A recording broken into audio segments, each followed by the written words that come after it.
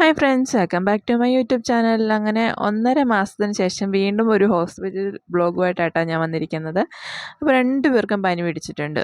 അപ്പം നമ്മുടെ വണ്ടി ഇന്നലെ പണിയെല്ലാം കഴിഞ്ഞിട്ട് കിട്ടിയിട്ടുണ്ടായിരുന്നു. അപ്പോൾ ആദ്യം ഐശ്വര്യമായിട്ട് പോകുന്നത് ഹോസ്പിറ്റലോട്ടാട്ടോ.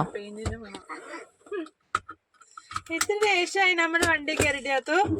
എത്ര ദിവസമായി നമ്മുടെ വണ്ടി കയറിയിട്ട്? എന്നിട്ട് വണ്ടി കയറിയ ദിവസമാണെങ്കിലും ആശുപത്രി ദിവസം ഇല്ല. ഞാനാണെങ്കിൽ അമ്പലത്തിലൊക്കെ പോയിട്ടൊന്ന് വണ്ടിയൊക്കെ എടുത്താൽ മതിയെന്ന് കരുതിയിട്ടിരുന്നായിരുന്നു. പക്ഷെ എന്ത് ചെയ്യാനാ, പിള്ളേർക്ക് പനി പിടിച്ച എന്തായാലും മഴയുമായിരുന്നു, ബൈക്കിലൊക്കെ പോയിട്ട് വരാനും പാടായിരുന്നു. ബാഗ് കൊണ്ട് വണ്ടി കിട്ടി. എന്തിനാ ഡോക്ടറുടെ അടുത്താ? എന്തിനാ പോന്നെ? പനിയായിട്ടാ? ഓ, മുന്തേട്ടാ തൗപോലെ ഇവിടെ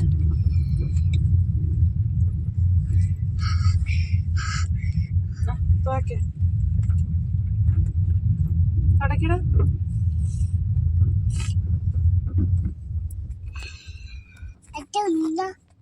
എവിടെ കാച്ചക്കൊക്കെ പോവാനോ? അനോജി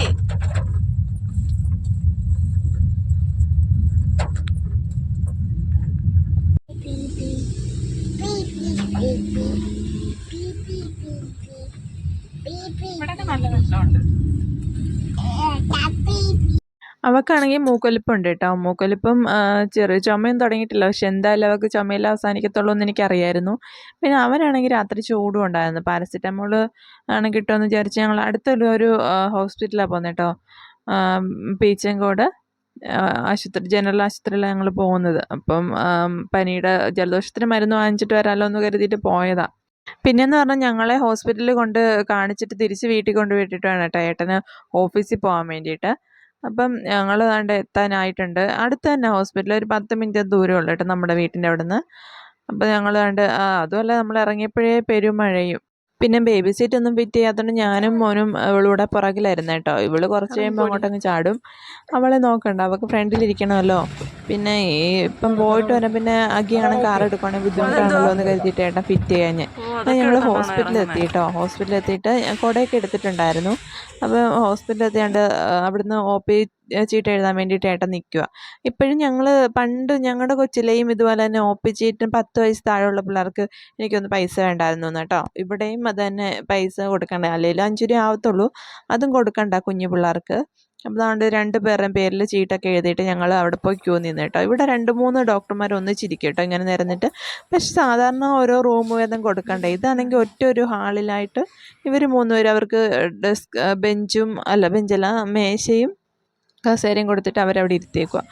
പിന്നെ ഇവളറിയാലോ, എവിടെ ചെന്നാലും അവൾക്ക് കളിയാണ് മുഖ്യം. അപ്പോൾ അവൾ അങ്ങോട്ടും ഇങ്ങോട്ടും ഓടി കളിച്ചുകൊണ്ടിരിക്കുക.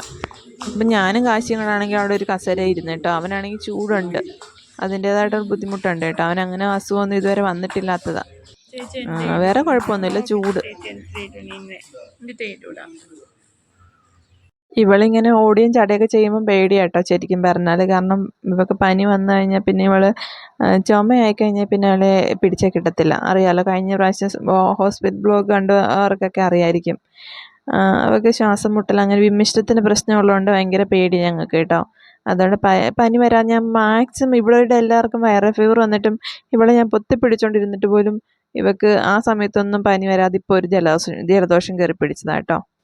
പിന്നെ ഞങ്ങൾ ഹോസ്പിറ്റലിൽ ഡോക്ടറിനെയൊക്കെ കണ്ട് ഇവൾക്ക് മരുന്ന് തന്നു. പിന്നെ മോനാണെങ്കിൽ വെയിറ്റ് നോക്കാൻ അവിടെ കിടന്നിട്ട് നോക്കുന്നില്ലായിരുന്നു. അപ്പോൾ അവർ പുറത്ത് തന്നെ വിട്ടു. പക്ഷെ അവിടെ പുറത്ത് നോക്കിയിട്ട് അവർ ബുധനാഴ്ച മാത്രമേ തുറക്കത്തുള്ളൂ പോലും. അതുകൊണ്ട് എന്ത് ചെയ്താൽ ഞാനിവിടെ എടുത്തിട്ട് അവൻ്റെ വെയിറ്റ് നോക്കി. പക്ഷേ ഇവർ കറക്റ്റ് അല്ല കേട്ടോ.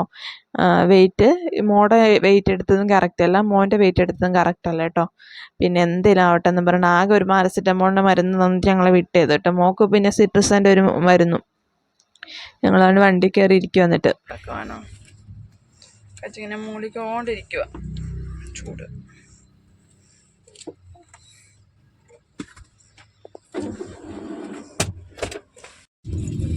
നീ കോരത്തൊക്കെ കാണിക്കുന്നുണ്ടോ? പിന്നെ എന്താ കാണിക്കുന്നേ?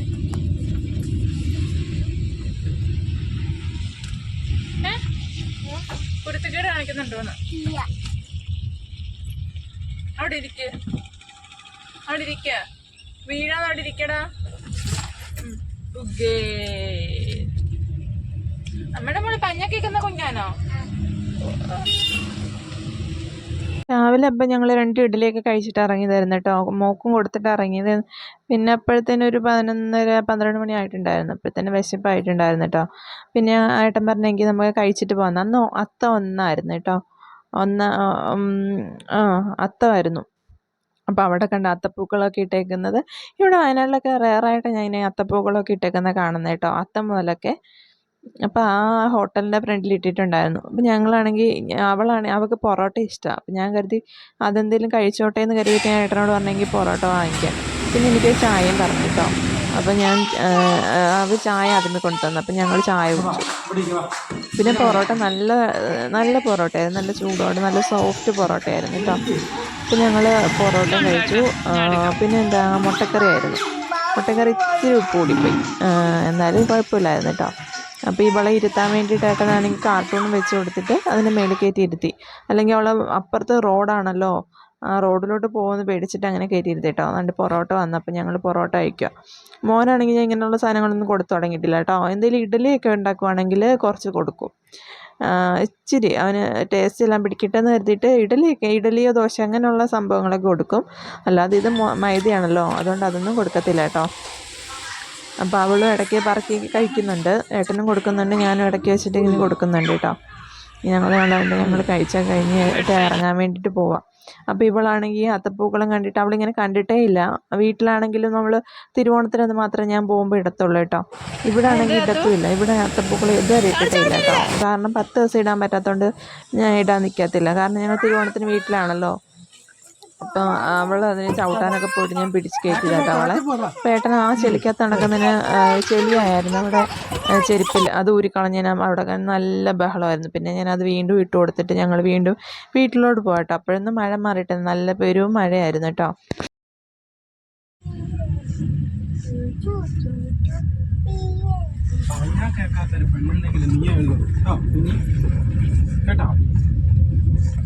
പറഞ്ഞാലും കേൾക്കത്തില്ല.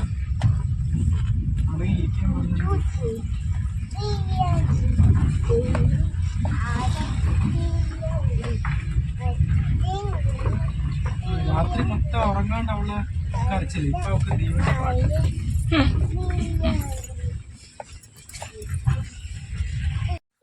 അടയ്ക്കാനല്ലേ. പിന്നെ ഞങ്ങൾ വീട്ടിൽ ചെന്നപ്പോഴാട്ടോ പൊന്നു വന്നേക്കുന്നത് കണ്ടത്. പിന്നെ പൊന്നിൻ്റെ കൂടെ കുറേ നേരം ഞങ്ങൾ വർത്താനമൊക്കെ പറഞ്ഞുകൊണ്ടിരുന്നു. അവളെ ചെറുക്കനെ അവളെടുത്തതിന് അവൾ ഭയങ്കര ബഹളമായിരുന്നു കേട്ടോ.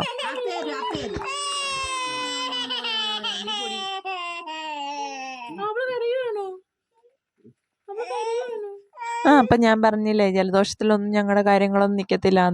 അപ്പം ഏട്ടൻ ഞങ്ങളെ വിട്ടു ഓഫീസിൽ പോയിട്ടുണ്ടായിരുന്നു കേട്ടോ. പോയിട്ട് വൈകുന്നേരമൊക്കെ ആയപ്പോഴത്തേനും ഇവർക്ക് ചെറുതായിട്ട് ചുമ സ്റ്റാർട്ട് ചെയ്തിട്ടുണ്ടായിരുന്നു. അപ്പം ഞാൻ പറഞ്ഞു ഏകദേശം തീരുമാനമായി, നാളെ രാവിലെ ഹോസ്പിറ്റലിൽ പോകേണ്ട വരും എന്ന്. അപ്പം പറഞ്ഞ പോലെ തന്നെ ഹോസ്പിറ്റലിലോട്ട് പോകാട്ടോ. രാത്രി ഞങ്ങൾ ഉറക്കിയിട്ടേ ഇല്ല അവൾ കേട്ടോ. അവൾക്കാണെങ്കിൽ ഇങ്ങനെ പനിയായി കഴിഞ്ഞാൽ വിമ്മിഷ്ടം പോലെ ശ്വാസം മുട്ടൽ പോലൊക്കെ വരും. പിന്നെ അച്ഛനും ഉണ്ടായിരുന്നു കേട്ടോ. അച്ഛനും അവൾ പനി കൊടുത്തു. അപ്പോൾ അച്ഛന് ഇവിടെ ഞങ്ങൾ ഇന്നലെ പോയ ഹോസ്പിറ്റലിൽ അച്ഛൻ പോയി. അച്ഛൻ സ്ഥിരം അവിടെ പോകുന്നത്. ഞങ്ങൾ നേരെ അവളെ സ്ഥിരം കാണിക്കുന്ന അടുത്ത് തന്നെ വന്നു കേട്ടോ. അപ്പം സെൻറ്റ് ജോസഫിൽ തന്നെ വന്നിട്ടുണ്ട്. അവിടെ നല്ല തിരക്കെന്ന് പറഞ്ഞാൽ നല്ല തിരക്ക്, നല്ല ക്യൂ ആയിരുന്നു. ഡോക്ടറിനെ കാണാൻ പീഡിയാട്രീഷ്യനെ കാണാനും നല്ല തിരക്കുണ്ടായിരുന്നു കേട്ടോ. ഞങ്ങൾക്ക് 30ാമത്തെ ടോക്കൺ എങ്ങാണ്ടായിരുന്നു കിട്ടിയിരുന്നത്. അപ്പോൾ അവനും ചൂടുണ്ട്, പക്ഷെ അവനെ കാണിക്കുന്നൊന്നുമില്ല കേട്ടോ. ഞാൻ പാരസെറ്റാമോൾ കൊടുത്തിട്ട് അവനെ നിർത്തിയിട്ടുണ്ട്. ചൂട് ഇടയ്ക്ക് വരുമ്പോൾ പാരസെറ്റാമോൾ കൊടുത്തു അങ്ങനെ നിർത്തിയേക്കും കേട്ടോ.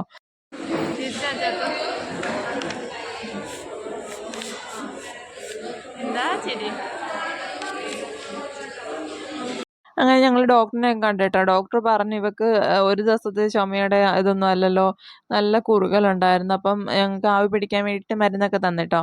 അപ്പോൾ ഇവിടുത്തെ ചടങ്ങെന്ന് പറഞ്ഞാൽ പിന്നെ മരുന്ന് വാങ്ങിക്കാൻ കുറേ നേരം നമ്മൾ നിൽക്കണം. ഡോക്ടറിനെ കാണാൻ തന്നെ തിരക്കില്ല കേട്ടോ. മരുന്ന് വാങ്ങിക്കാൻ കുറേ നേരം ഏട്ടനും ചെറുക്കനൂടെ പോയി മരുന്നൊക്കെ വാങ്ങിച്ചിട്ടോ. അവളെ ഞാൻ മടിയിലിരുത്തി കുറച്ച് നേരം എൻ്റെ മടിയിരുന്ന് അവൾ കാർട്ടൂണൊക്കെ കണ്ടുകൊണ്ടിരുന്നിട്ടോ. അത് കഴിഞ്ഞിട്ട് ഞങ്ങൾ മരുന്നൊക്കെ വാങ്ങിച്ചിട്ട് ഇറങ്ങി. ഇനി വൈകിട്ട് ആവി പിടിക്കണം കേട്ടോ. പിന്നെ എല്ലാ ദിവസവും ഇനി 4 നേരം വീതം വീണ്ടും ആവി പിടിക്കണം കേട്ടോ. 2-3 ദിവസം പിടിക്കേണ്ടി വരുമായിരിക്കും തോന്നുന്നു. പിന്നെ ആവി പിടിക്കുമ്പോഴേക്ക് സാധാരണ കുറയാറുണ്ട്. ഡോക്ടർ പറഞ്ഞത് ശ്രദ്ധിക്കണം കേട്ടോ. രാത്രിയാണെങ്കിലും ഇനി കൂടിക്കഴിഞ്ഞാൽ ഇങ്ങ് പോരണം എന്നൊക്കെ പറഞ്ഞിട്ട് ഞങ്ങളെ വിടുന്നത് കേട്ടോ. അപ്പോൾ ഇവക്ക് ഞാൻ കുറച്ച് വെള്ളമൊക്കെ ഇവള് രാവിലെ ഇച്ചിരി കൊണ്ട് കഴിച്ചിട്ടുണ്ടായിരുന്നു കേട്ടോ അന്ന്. അപ്പോൾ കുറച്ച് വെള്ളമൊക്കെ കൊടുത്തിട്ട് എന്താ ഞങ്ങൾ അപ്പോഴത്തേന് സമയം ഉച്ചയായിട്ടോ. ഞങ്ങൾ അവിടെ നിന്ന് ഇറങ്ങിയപ്പം അപ്പം ഞങ്ങൾ കഴിക്കാൻ വേണ്ടിയിട്ട് കയറിയിട്ടുണ്ടായിരുന്നു.